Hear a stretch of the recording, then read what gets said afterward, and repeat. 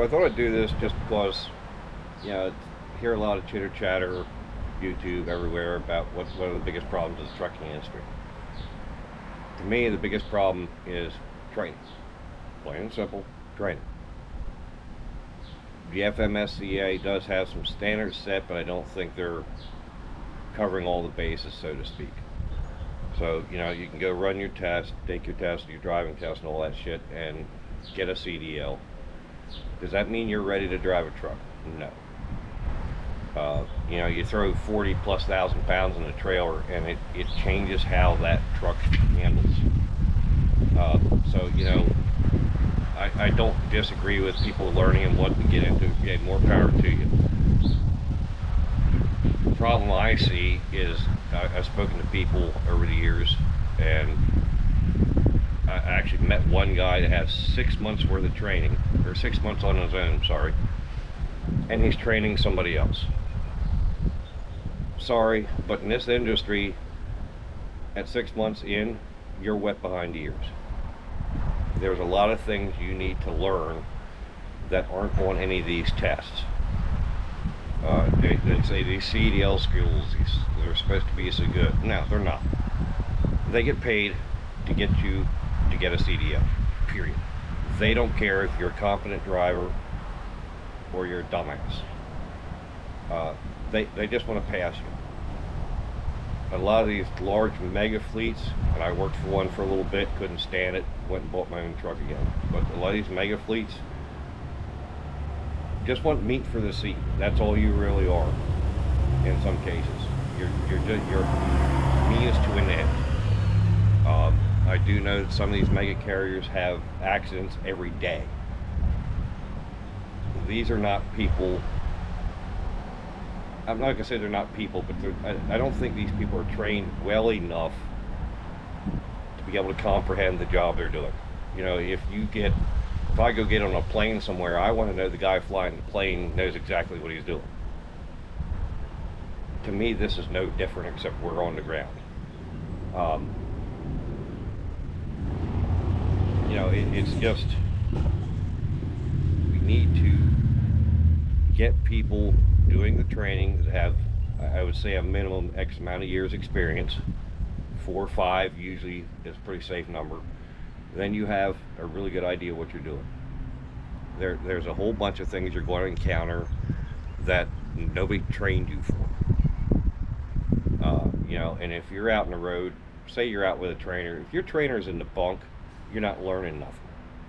If your trainer has 6 months experience, he's not going to be able to, he or she isn't going to be able to teach you very much. So,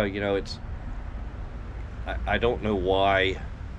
Well, I know why, because these large mega carriers, the ATA, those imbeciles have themselves convinced there's a driver shortage. There's not. There never has been. What there is a turnover, a retention issue. So, how do we resolve these issues? And I've heard for years, any idiot can drive a truck. Well, guess what? Now you got a bunch of idiots in these trucks, and I'm not saying everybody, and I'm not saying it's intentional. They're undertrained, if anything. So, how do we resolve that? Well, let's see. The FMSCA is led by an individual that rode in a truck a couple of times, her words. So, you have people making rules up and coming up with these ideas that have absolutely no idea what actually goes on. Same thing, I'll use the airlines again. Should pilots be making rules for pilots? I think so, because they actually know what happens. Same thing with the shipping. Should captains be making rules for them and be on those boards? I think so. I think that would solve a lot of issues. So, it's, and I really don't want to speak bad about anybody, but some of these people just are clueless.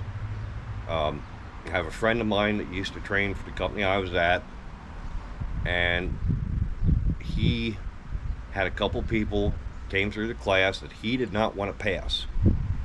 What happened? The company passed him. Should those individuals be in the truck? If he says no, then I say no.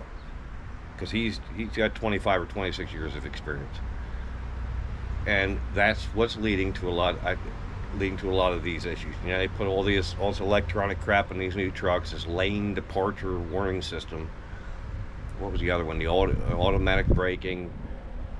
That doesn't help. If you can't determine where you're at in your lane, either you haven't been trained right or you shouldn't be doing it at all. And there are those people. There are people. I tried training once. I had an individual that knew everything. He knew everything. So I threw him out of the truck and make him walk home. Because you need to be receptive to learn. I'm still learning. I'm in it 31, almost 32 years. And, you know, I still learn new things. And these people just, I don't think they're ready. They shouldn't be in these positions. Now, I heard a story from a driver, actually a friend of mine. He went to Mega Carry. He told me he's riding up and down how great this is going to be. And I'm like, okay, yeah, you'll find out.